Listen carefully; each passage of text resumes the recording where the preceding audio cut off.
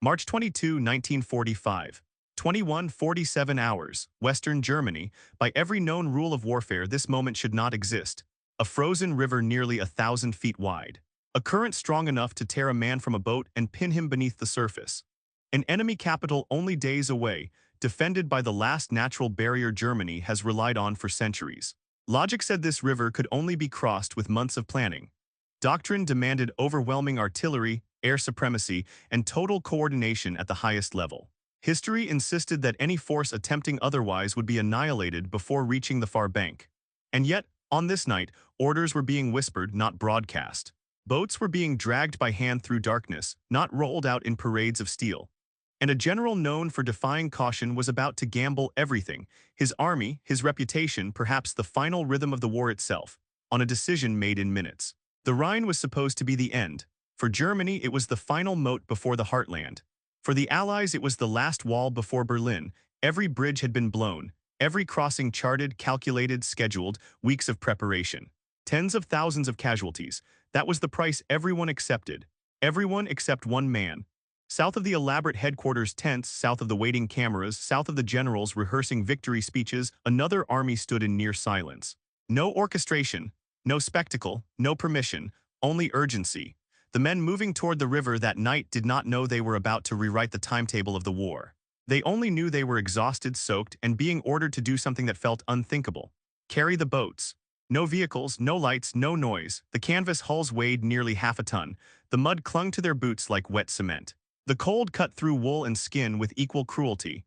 They had marched like this before through France, through the Saar, through the wreckage of cities whose names they never learned to pronounce. But this was different.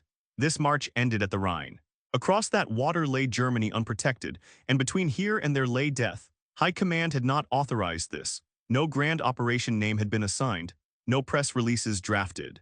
If this failed, there would be no backup plan, only bodies in the current and silence from units that never returned. The decision had come hours earlier, delivered not in a conference room but over a crackling field telephone. No debate. No consensus.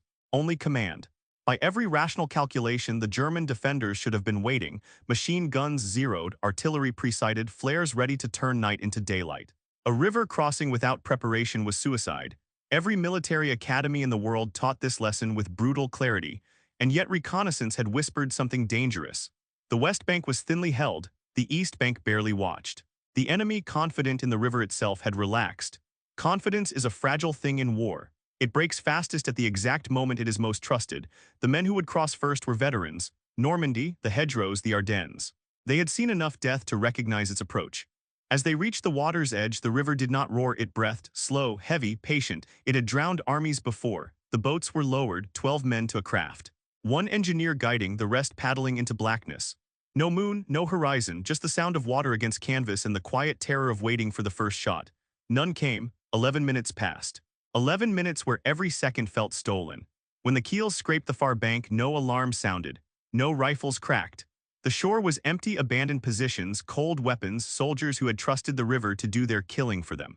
History insists this should have ended here. A single burst of fire, a flare, one alert sent too early. Instead, the impossible happened quietly. By dawn, an American regiment stood on the eastern bank of the Rhine. By mid-morning, more followed.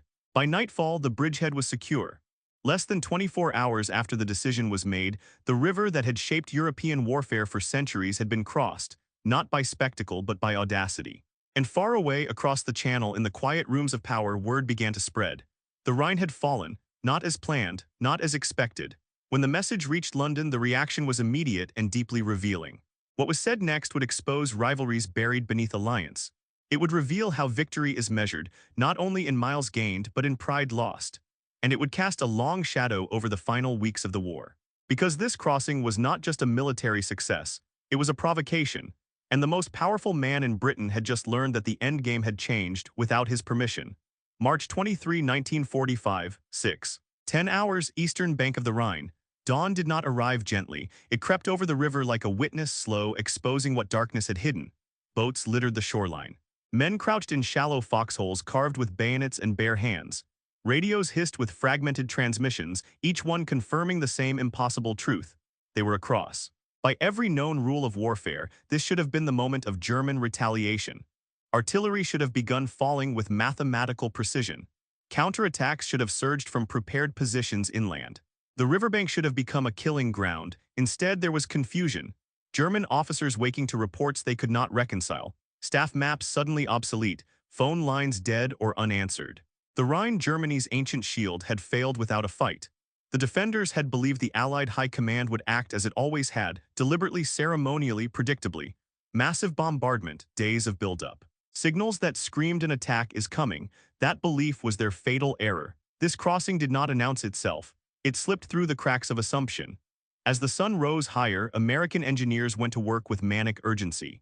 Pontoon bridges were assembled under the open sky, every hammer strike a declaration of intent. Trucks began rolling east, ammunition, fuel, medical units, armor. This was no raid. This was permanence.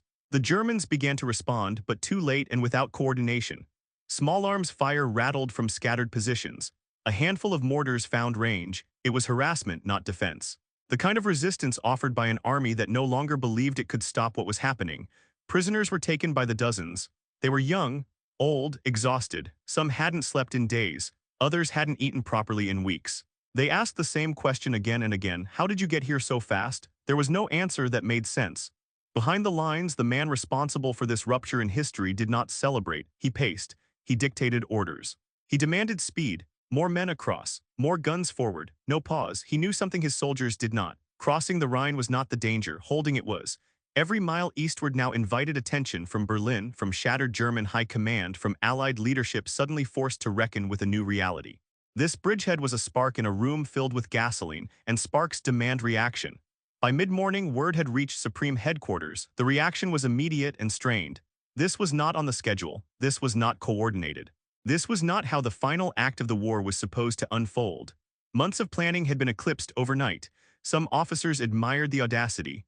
Others saw recklessness bordering on insubordination. All understood one thing with chilling clarity. If this failed, there would be no way to contain the consequences. The Germans still had reserves, still had artillery, still had the ability to concentrate force if they acted decisively. And now they had something else: humiliation. Across the river, American units pushed outward, seizing villages, road junctions, and high ground. Each success widened the wound. Each hour that passed without a decisive German response made recovery less likely. Yet the deeper they advanced, the thinner they stretched. Supply lines snaked back across fragile bridges. Communications lagged. If the Germans struck now, hard, coordinated, with armor, they could still drive the invaders back into the river. The men on the ground felt it.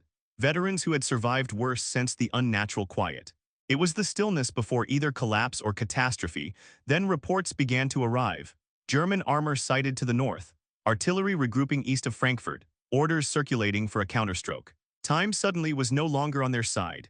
And far from the riverbanks, far from the mud and blood and fear, another drama was unfolding, one of power, pride, and wounded expectation.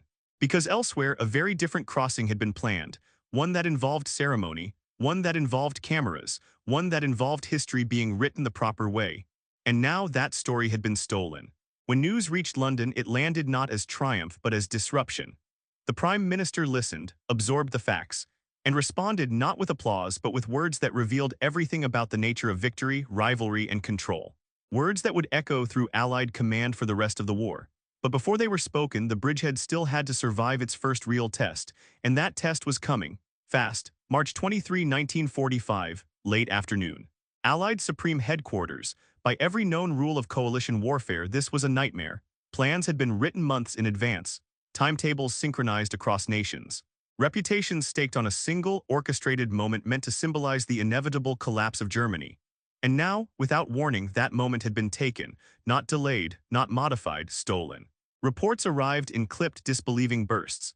An American army, unsupported by the grand design, had forced a Rhine crossing, secured a bridgehead, and was pushing armor eastward before the official operation had even begun. Maps were redrawn in real time. Staff officers stared at pins that no longer aligned with expectation. Entire sections of the plan suddenly existed behind the front line. Months of preparation had been rendered ceremonial. The silence in the room was not confusion. It was offense. This was not how the end of the war was supposed to look. For weeks, the largest set-piece assault since Normandy had been assembled with deliberate precision. Amphibious craft staged. Airborne units briefed. Artillery massed in numbers unseen since 1944. It was designed to be definitive, to be seen, to be remembered. And now the Rhine had been breached quietly without announcement by a commander who had not waited his turn. This was more than a tactical complication. It was a challenge to hierarchy. The immediate question was not whether the crossing would hold, it was whether it should have happened at all. Some argued the risk had been unjustifiable. A bridgehead without depth was a trap waiting to close. If German reserves struck hard enough, the force east of the river could be isolated and destroyed, taking the momentum of the entire Allied advance with it. Others saw something else entirely. Opportunity. The German response or lack of one was telling. Units were fragmented, communications were collapsing, command cohesion east of the Rhine was already eroding. This crossing had not merely pierced a defense, it had exposed its hollowness. Still, admiration did not erase resentment, because this action had consequences beyond the battlefield. Coalitions are built on trust. Trust is built on predictability, and unpredictability, especially when successful, creates fear. If one commander could unilaterally alter the course of the war, what did that mean for everyone else? While debate simmered in headquarters, the men on the East Bank prepared for what they believed was inevitable. Counterattack, they dug deeper, they repositioned machine guns, they waited. German artillery finally began to respond, but without coordination. Shells fell wide. Fire missions overlapped uselessly. Units ordered forward discovered roads clogged with refugees, wrecked vehicles, and panicked stragglers retreating west toward the very river they had been told would protect them. Morale was collapsing faster than command could react. German officers attempted to rally their men with threats and slogans that no longer carried weight. The myth of the Rhine had been shattered, and myths once broken do not reform under fire. By nightfall, American tanks rolled eastward, headlights off, engines muffled, advancing through villages that surrendered without resistance. White flags appeared in windows. Civilians watched silently, not cheering, not protesting, only exhausted. The war for them was already over. But back in the corridors of Allied power, something else was unfolding. This crossing had embarrassed men who did not accept embarrassment lightly. It had reduced a grand operation to redundancy. It had stolen narrative control. It had exposed a fault line between methodical command and aggressive exploitation. And nowhere was that tension more pronounced than in London, because the Prime Minister had been promised a spectacle. He had been invited to witness history being made according to plan, measured, dignified, unmistakably British in its presentation of victory. Instead, he received a message that history had moved without him. What he said in response was brief, it was sharp, and it revealed that even in victory, alliances fracture under the weight of pride. But before those words could be spoken aloud, the situation at the river still hung by a thread. German commanders, humiliated and desperate, were assembling what strength they had left. Orders were being issued for a concentrated blow, one last attempt to restore the line, to throw the invaders back into the water and reclaim the illusion of control. If it came, it would come soon. And if it succeeded, this crossing would not be remembered as brilliance, but as reckless arrogance paid for in blood. The river had been crossed, but history had not yet decided whether it would be held. Night of March 23, 1945, east of the Rhine. By every rational expectation, this was the hour when everything should have collapsed. Darkness favored the defender, night concealed movement. And desperation, true desperation, has a way of producing sudden violence. The men in the bridgehead waited for it. They waited for the rumble of armor, for the scream of incoming artillery, for the unmistakable signal that the enemy had finally understood the danger and decided to act. Foxholes were manned. Machine guns were fed fresh belts. Medics positioned themselves where experience told them they would soon be needed. No one slept, because everyone knew this truth. A river crossing is most vulnerable after it succeeds. The attackers are exposed. The supply lines are fragile, and the defender, if coordinated, can still crush the intrusion before it hardens into permanence. That is how this was supposed to end. German orders had been issued.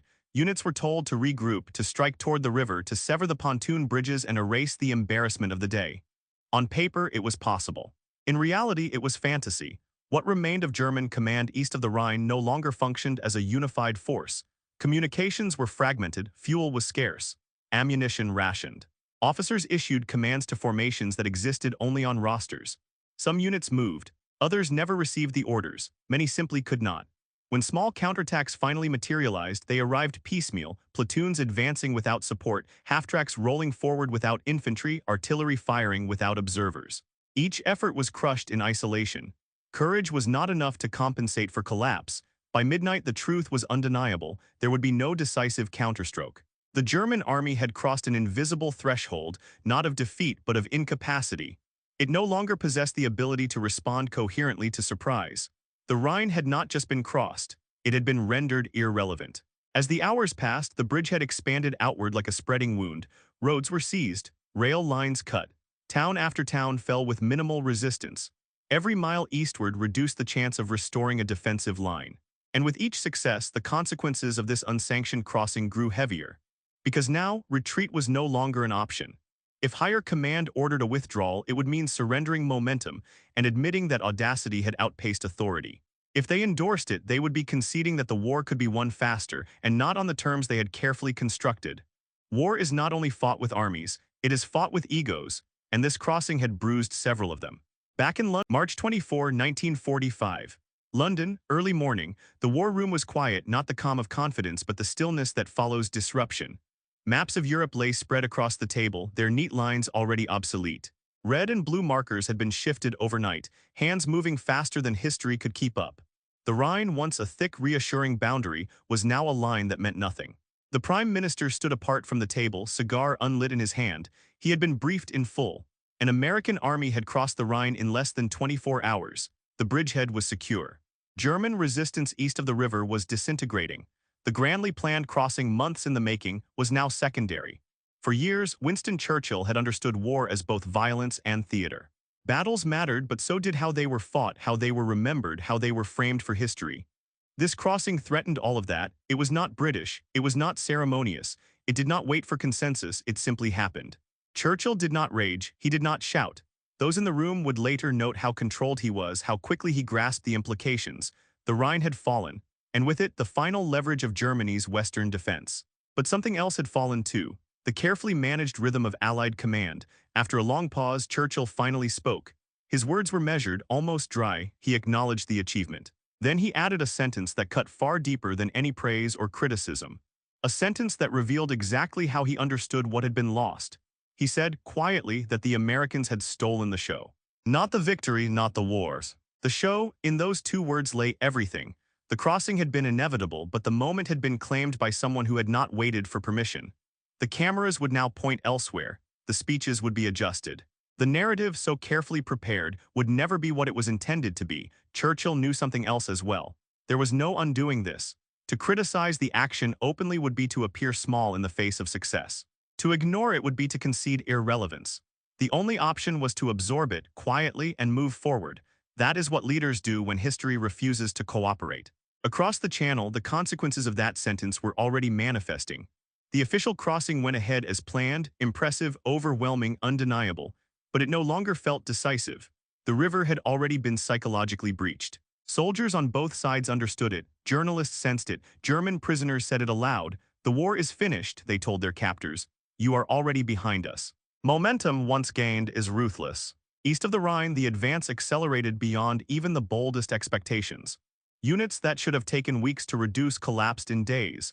Commanders no longer asked if resistance would break, but where next? And the man whose decision had triggered this chain reaction did not slow down. He knew something Churchill understood all too well. History rewards speed, but it punishes hesitation.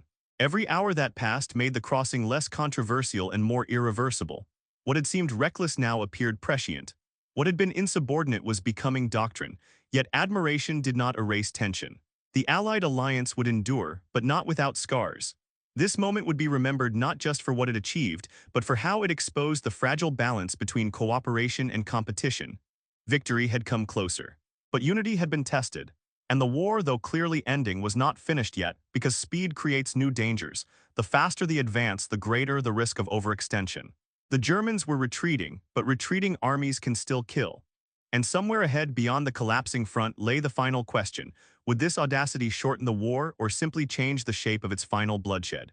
The answer would be written in the days that followed. March 25-28, 1945, Central Germany. By every cautious doctrine ever written, this was the moment to slow down. The river was behind them. Supply lines were stretched thin. Enemy formations, though shattered, still existed in pockets across the landscape. A rational commander would consolidate, build depth, secure flanks. That did not happen. Instead, the advance accelerated. Columns of armor pushed east and north in near-constant motion. Infantry rode on tank decks, slept in ditches, ate when they could. Orders were brief, almost brutal in their simplicity. Move, exploit. Do not give the enemy time to breathe. Speed became a weapon in itself. German units that attempted to form defensive lines found American spearheads already behind them. Command posts were overrun before maps could be unfolded. Bridges were seized intact because no one expected the Americans to be there yet. This was psychological warfare conducted at the operational level. Every mile gained magnified the original shock of the crossing. The Rhine had not merely been breached, it had been weaponized as a memory. German soldiers spoke of it in stunned disbelief. They are already across, they said days after it had happened. They are everywhere. What? Resistance collapsed not from lack of courage, but from loss of coherence. Orders contradicted each other. Units retreated into units they could not identify. The war became a blur of movement without direction.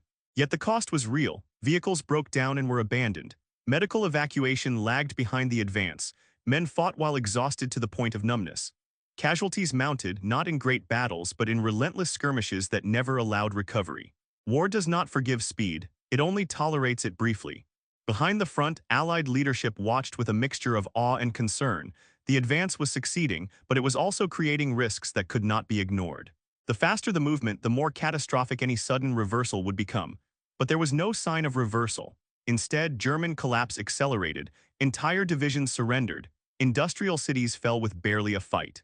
The enemy no longer attempted to defend ground, only to survive long enough to reach someone who would accept their surrender. The end was no longer theoretical, it was measurable in days. And yet, for all its success, the crossing continued to haunt the alliance. It had changed expectations. It had demonstrated that the war could be ended faster, but not without abandoning the careful choreography that had defined the coalition's approach. Some commanders adapted, others bristled. Churchill watched from afar, understanding that the war he had helped shape was slipping into a phase where control mattered less than momentum. His words, spoken quietly days earlier, proved prophetic. The show had been stolen, but the war was being won. As March bled into April, the implications became unavoidable. Berlin was exposed. The heart of Germany lay open. The question was no longer whether the Reich would fall, but how quickly and at what cost. The crossing of the Rhine had been the catalyst, not because it was bloodless, because it was decisive. It proved that the enemy no longer possessed the capacity to react effectively to surprise. Once that truth is revealed, collapse follows with grim inevitability. Still, one final reckoning remained. History would judge not only the result, but the method. Was this audacity necessary? Was it reckless? Or was it the precise violence required to end a war that had already claimed too much? Those questions would linger long after the shooting stopped. And in the final days, as Germany disintegrated and the world prepared for peace, the crossing would take on a different meaning, not as a tactical maneuver but as a symbol of how wars truly end, not with permission. April 1945. Germany in collapse. By every traditional measure, the war should have slowed now. The enemy was broken, cities were falling, resistance was fragmented and directionless. And yet the killing did not stop. The crossing of the Rhine had accelerated the end, but acceleration has a cost. When an army moves faster than its enemy can think, the front dissolves into chaos. In that chaos, civilians are caught, soldiers act on fear, and discipline is tested to its limits. German units no longer fought for victory. They fought for escape. Columns of prisoners stretched for miles along ruined roads. Some surrendered eagerly. Others fought briefly, desperately, as if hoping to erase shame through violence. There was no consistency, only exhaustion. The men who had crossed the Rhine first were now far beyond it, moving through a country that felt hollowed out. Factories silent, towns half empty. Roads clogged with refugees moving in every direction except forward. Victory did not feel triumphant, it felt grim. Orders still came, advance, secure, bypass, but the enemy no longer behaved like an army. Snipers fired from rubble. Isolated units ambushed supply trucks. Fanatical holdouts fought to the last round for places that no longer mattered. Speed had shattered structure, but it could not erase hatred. Behind the scenes, Allied leaders began to confront the final truth of what the Rhine crossing had set in motion. The war would end sooner, but it would not end cleanly. The collapse was too sudden, too uneven. And now there was another question, one that had nothing to do with rivers or bridges. Who would arrive first? Lines of advance became lines of politics. Maps were studied not for enemy positions, but for boundaries yet to be enforced. The speed that had broken Germany now risked colliding with a different reality entirely. The crossing had opened Germany, but it had also exposed Europe. Churchill understood this better than most. He had spent years thinking beyond battles, toward consequences, spheres of influence, the shape of the peace. The rapid collapse he now witnessed was both a relief and a warning. Wars end quickly. Aftermaths do not. And the man whose decision had unraveled the Rhine did not linger to reflect. He continued to drive his forces forward, pressing until resistance dissolved completely. He knew the window was closing, not just militarily but historically. Moments like this do not last. They either end wars or create new ones. As April drew to a close, the inevitable arrived. Germany ceased to function as a state. Orders from Berlin became meaningless. The fighting ebbed not with a final blow, but with exhaustion so total it could no longer sustain itself. The Rhine crossing now belonged to the past. But its consequences did not. It had shortened the war. It had reshaped command relationships. And it had proven that in the final stages of conflict, boldness can outweigh preparation. Yet it also left a question that history would never fully resolve. Was this brilliance, or was it luck aligned with collapse? The answer depends on where one stands, and on what one believes war is meant to be. Only one part of the story remained, the judgment of history itself. May 1945, the war is over. The guns fell silent not with ceremony but with absence. Orders stopped arriving, resistance evaporated. Men simply laid down their weapons and waited for someone to tell them what came next.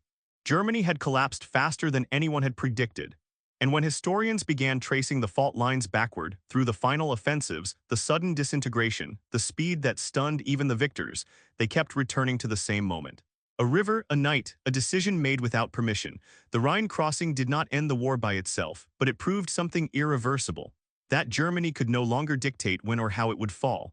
That lesson echoed far beyond tactics. In the years that followed, memoirs softened the arguments. Official histories smoothed the friction. Public narratives emphasized unity, cooperation, inevitability. But privately, among those who had been there, the truth remained intact. The crossing had rewritten the rules. It demonstrated that at the end of a war, when structures are fragile and morale hollow, speed can outweigh preparation. That audacity, when timed perfectly, can collapse systems that appear formidable on paper. It also revealed the limits of control. Churchill never publicly criticized the crossing. He understood its necessity too well. His private remark, measured, restrained, was not bitterness, it was recognition. History had chosen momentum over choreography. The man responsible would be praised, criticized, studied, and debated for generations. Some would call it reckless, others would call it genius. Most would agree on one thing.